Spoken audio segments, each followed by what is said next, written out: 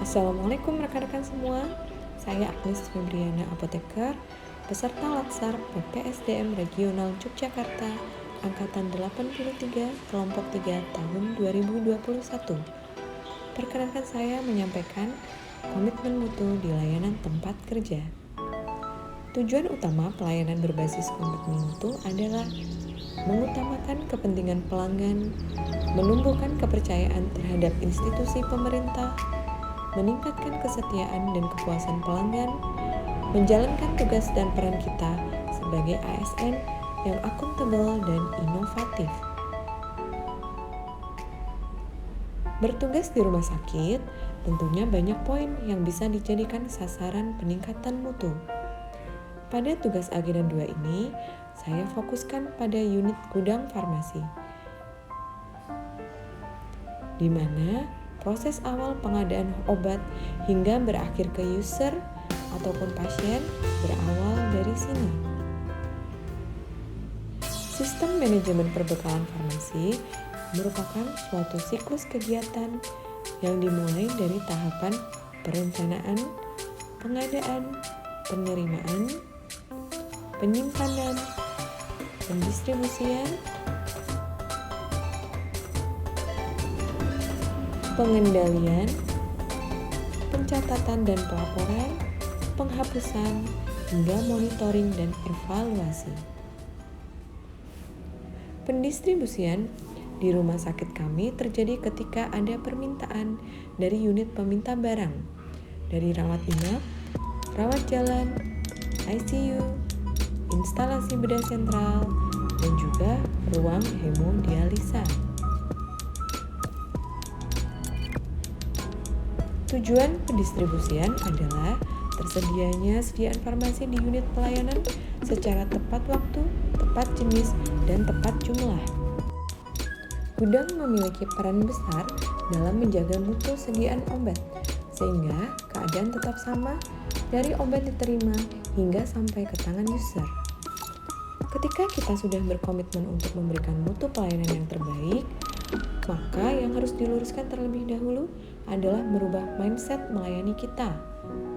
Tanamkan budaya kerja positif, berikanlah pelayanan prima, maka hasilnya pelanggan akan puas terhadap pelayanan yang kita berikan. Berikut implementasi komitmen mutu yang telah dilakukan di tempat kerja saya. Pertama, profesionalisme layanan publik. Melakukan perencanaan sediaan farmasi secara matang bersumber dari konsumsi tiap unit dan data epidemiologi. Hal ini merupakan wujud tanggung jawab terhadap anggaran negara. Memastikan penyimpanan obat sesuai stabilitasnya.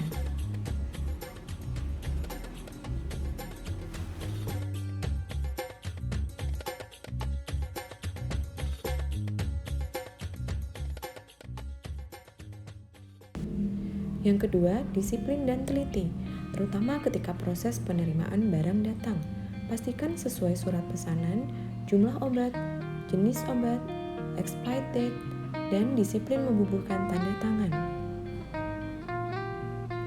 Rutin melakukan pengecekan stok obat, baik manual maupun komputerisasi, untuk meminimalisir selisih obat.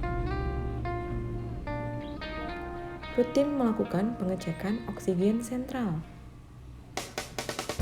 Memastikan penyimpanan dan pendistribusian vaksin tetap di suhu 2-8 derajat Celcius.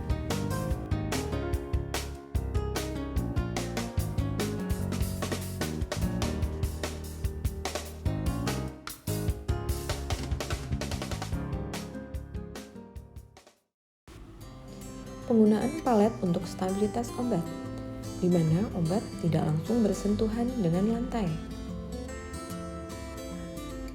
Penataan tumpukan karton sesuai standar.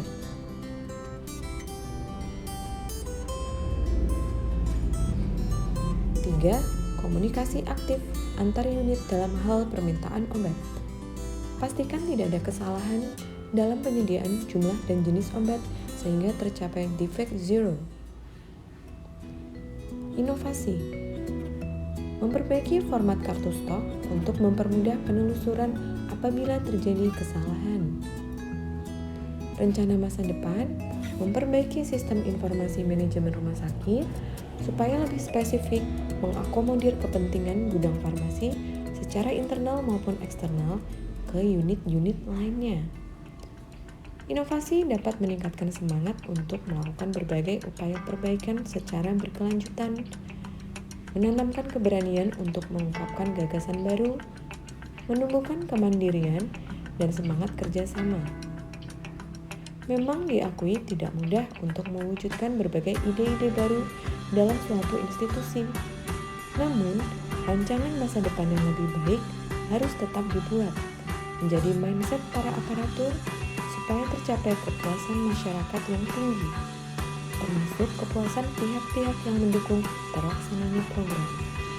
Adanya tantangan dan hambatan yang dihadapi dalam mewujudkan kinerja produktif jangan menyebabkan surutnya semangat untuk terus berkarya. Demikian paparan dari saya. Wassalamualaikum warahmatullahi wabarakatuh.